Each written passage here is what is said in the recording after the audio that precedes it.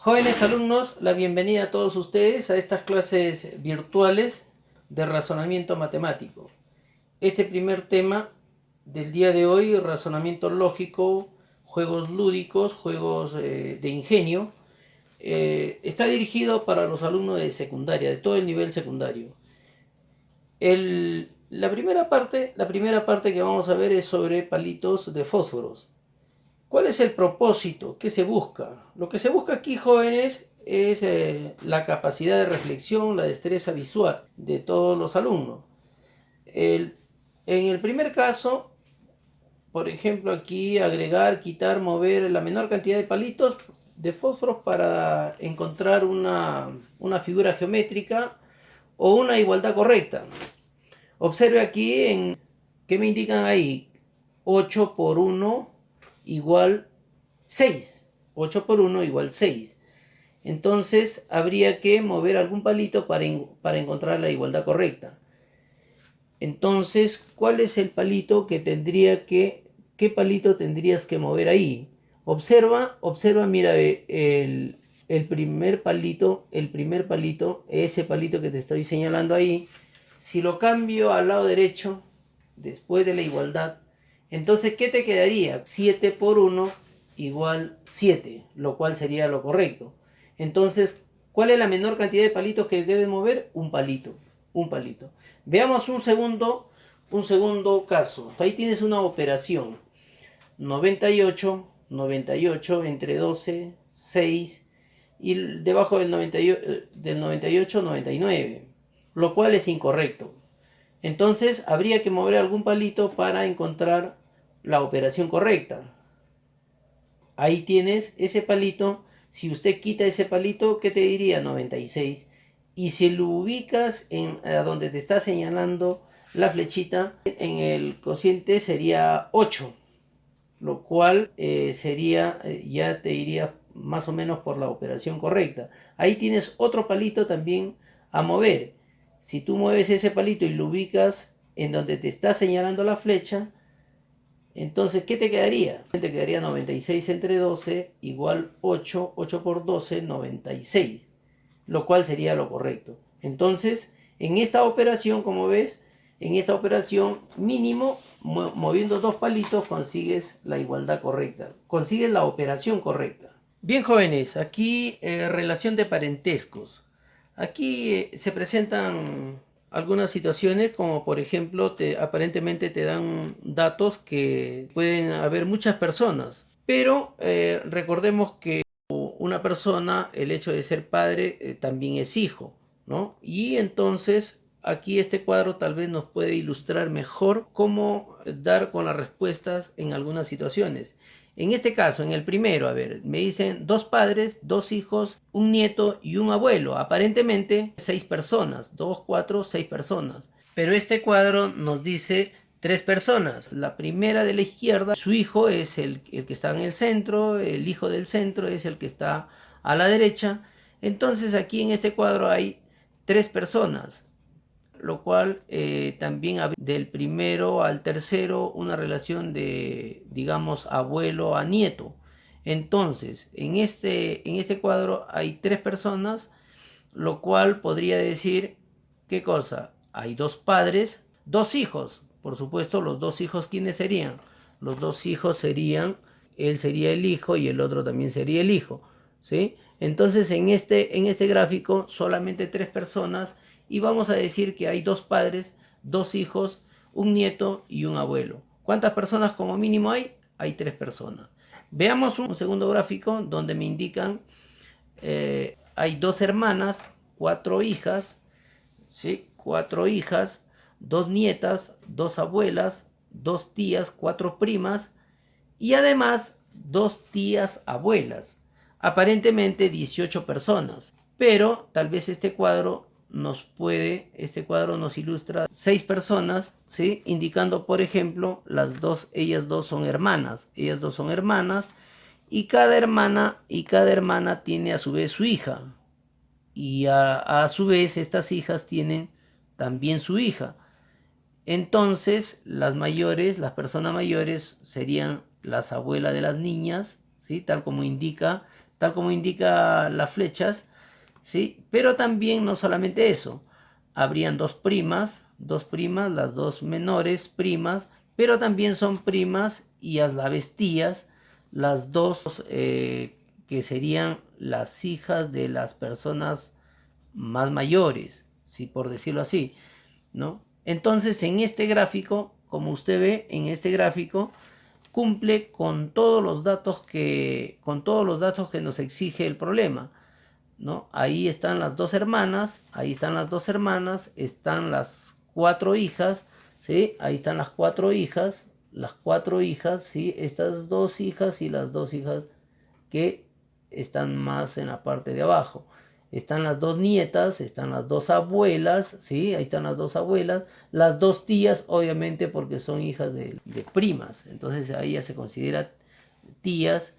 Y están las cuatro primas, claro, ¿no? ¿Sí? Las dos primas que están en la parte del centro, las dos primas y las dos primas menores, ¿sí? Entonces, como usted ve en este cuadro, ¿cuántas personas como mínimo habría? ¿Cuántas personas habrían? Solamente seis personas. Seis personas.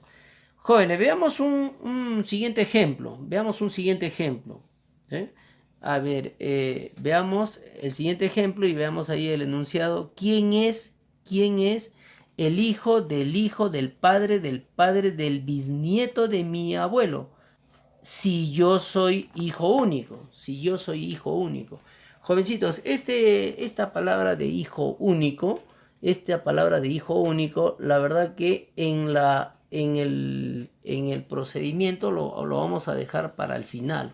Y vamos a partir digamos, del último dato, donde dice bisnieto de mi abuelo. ¿Quién es el bisnieto de mi abuelo? Obviamente, si estoy hablando de mi abuelo, ¿sí? ¿Quién sería el bisnieto de mi abuelo? Mi hijo, ¿sí? Bisnieto de mi abuelo, mi hijo. Ahora veamos, seguimos del final hacia adelante. Mi hijo. Ahora, padre de mi hijo, bueno, padre de mi hijo, yo pues, ¿sí? Padre de mi hijo, yo mismo. Se trata de, en primera persona, yo. Veamos más adelante, padre de yo, o sea, mi padre, pues sí, padre de yo, o tanto como decir mi padre, pues, tanto como decir mi padre.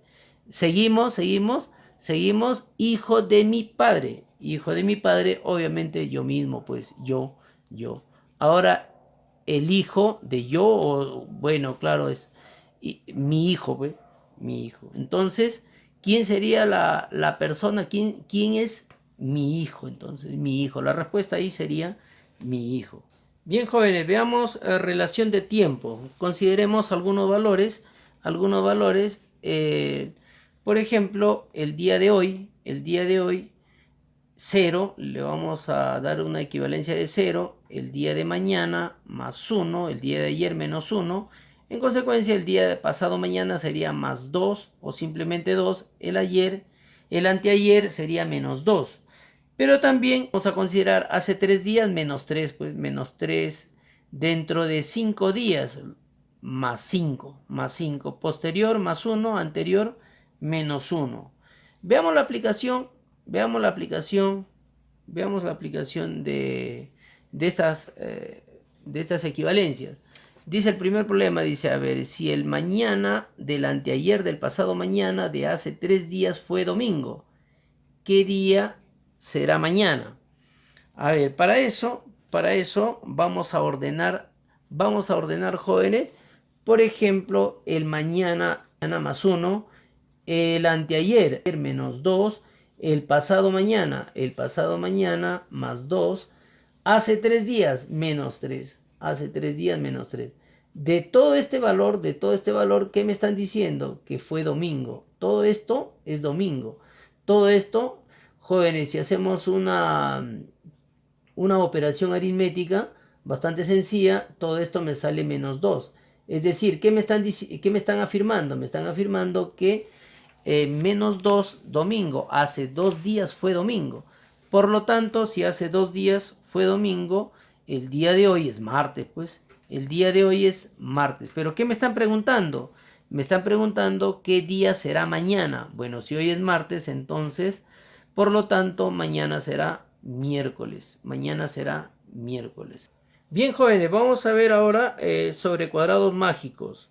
En un cuadrado mágico de 3 por 3, ¿de qué se trata estos casos? A ver, vamos a ubicar los números del 1 al 9, de modo que la suma de los números ubicados en cada fila, columna o diagonal sea la misma.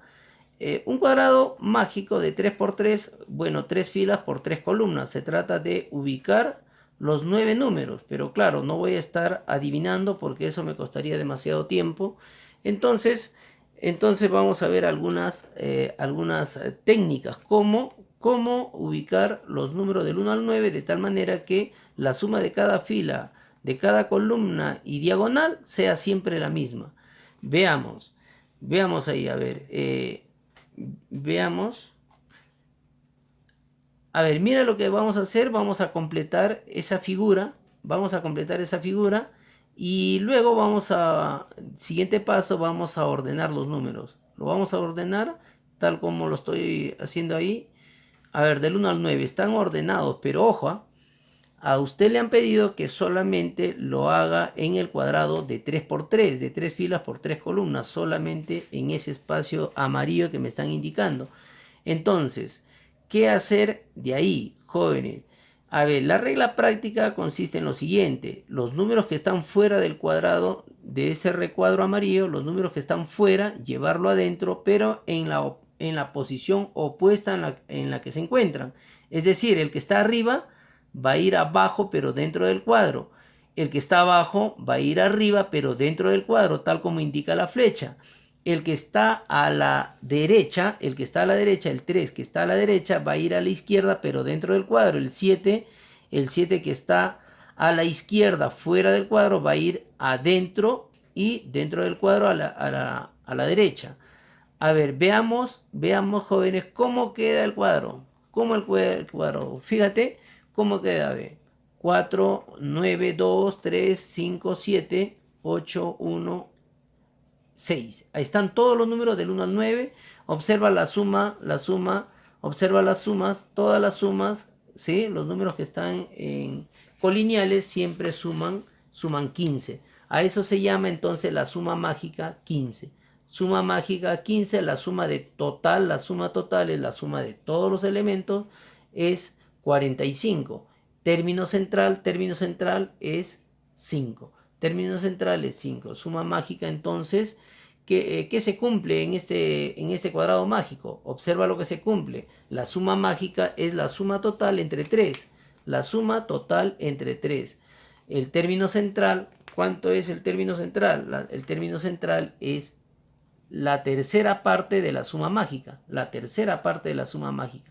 Entonces esto se va a repetir también para cualquier otra progresión aritmética de 9 números. Por ejemplo, fíjate ahí, tienes ahí los números 5, 10, 15, 20, 25, etcétera, hasta el 45. Tienes una progresión aritmética de 9 números.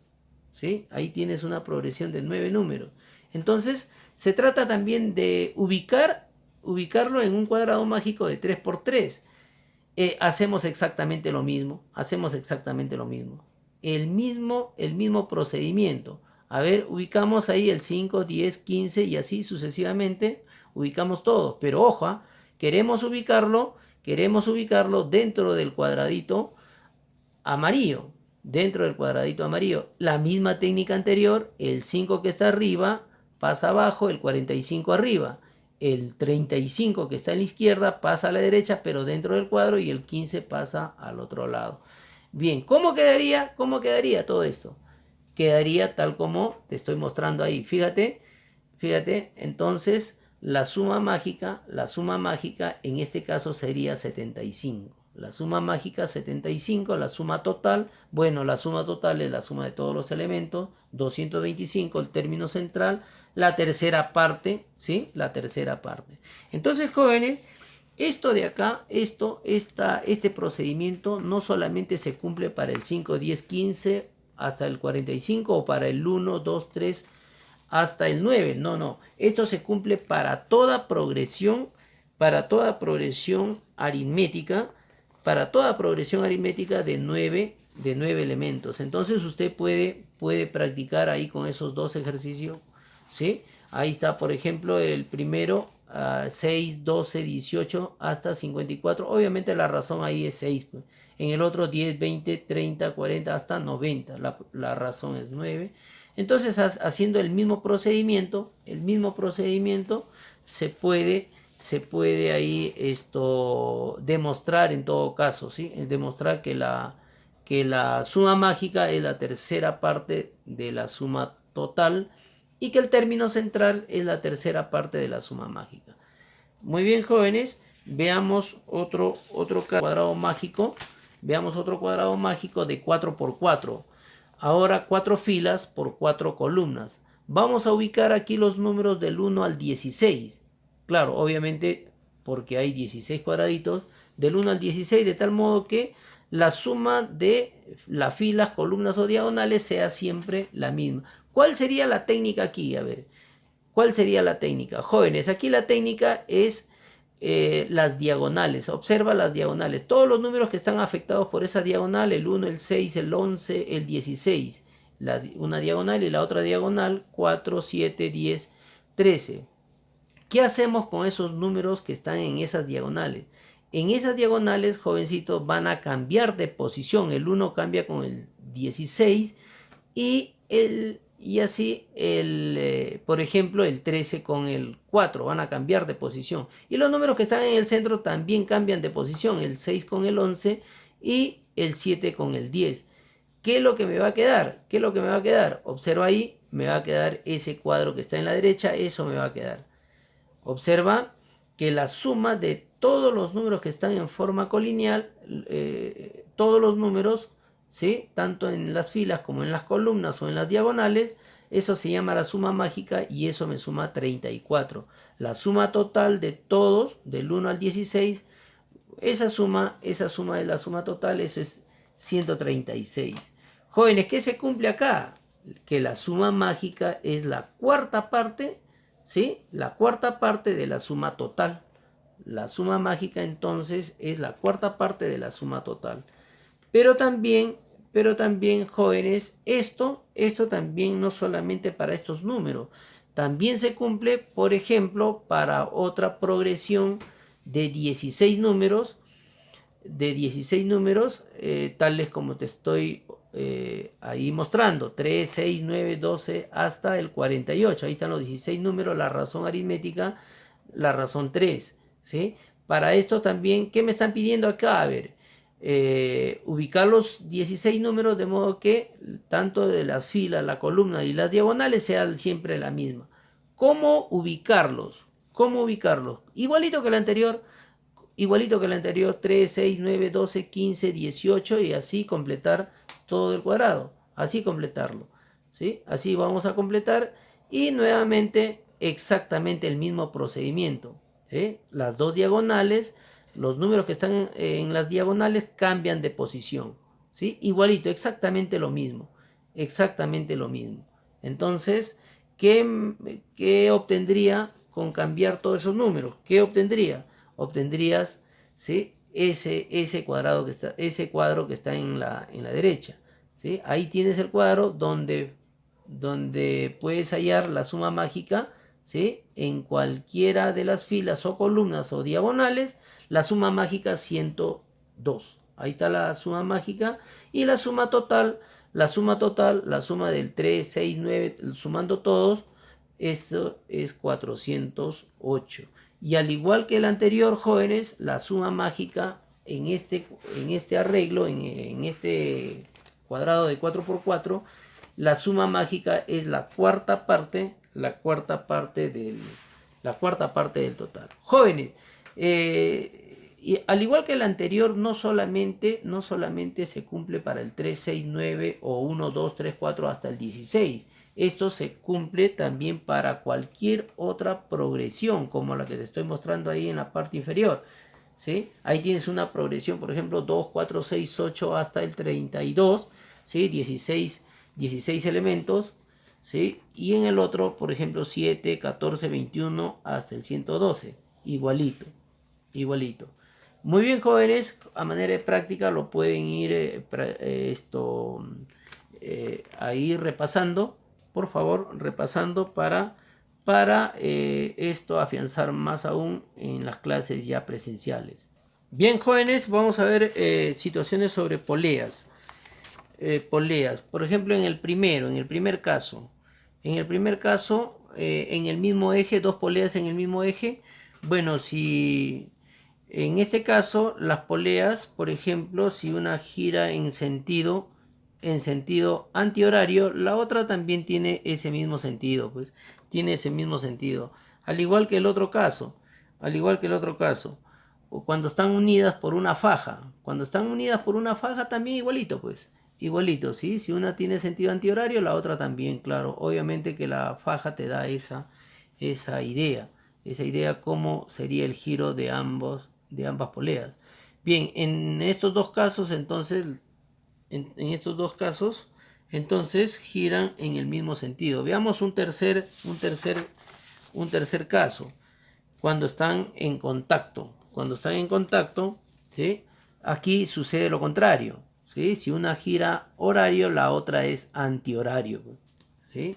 Entonces, las dos giran en diferente sentido. Veamos un cuarto caso. Por ejemplo, cuando están unidas por una faja cruzada, como muestra la figura. Cuando están unidas por una faja cruzada, entonces una gira antihorario, la otra es horario. ¿Sí? La otra es horario. Veamos un ejemplo de aplicación. A ver, dice en el gráfico, la polea M gira en sentido horario. La polea M gira en sentido horario y te piden cuántas poleas giran en sentido antihorario. A ver, fíjate si esta polea observa que está unida a la otra por una faja cruzada. Entonces, si esta gira antihorario, la otra girará en el sentido opuesto, ¿sí? ¿Cuál? Así, sentido horario, pues, sería sentido horario, ¿sí? Sentido horario. Y esta a su vez está unida, tiene un punto ahí en común con la polea que está al lado derecho.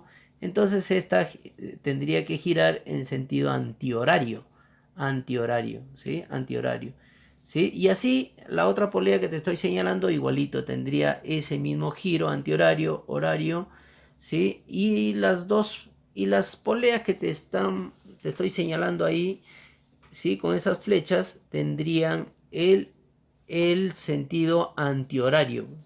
Tendrían sentido antihorario. Entonces, ¿cuántas poleas estarían en sentido antihorario? Tres poleas. Tres poleas. Muy bien, jóvenes. Con esta sesión de clase ya me estoy despidiendo. Entonces, sin antes recordarles que todos los capítulos que hemos visto el día de hoy está en su libro de actividades. Ya, entonces, a revisar, jóvenes, y practicar su libro de actividades. Todos los alumnos del nivel secundario tienen estos capítulos en sus respectivos libros. Por favor, a practicar. Gracias por su atención, jóvenes. Cuídense. Recuerden, no salir de casa es la mejor prevención. Gracias, jóvenes, muy amables por su atención. Nos vemos entonces en la próxima sesión de clase, que va a ser netamente práctico. Nos vemos en la siguiente.